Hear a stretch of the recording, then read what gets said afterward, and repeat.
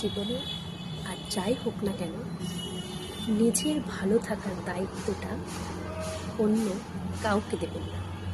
শুধুমাত্র সেটা নিজের কাছেই রাখবেন এবং নিজেকে ভালো রাখবেন, সেটা আপনিই রাখতে পারবেন। আপনি নিজেকে খুশি করতে পারবেন, নিজেকে সুখী রাখতে পারবেন।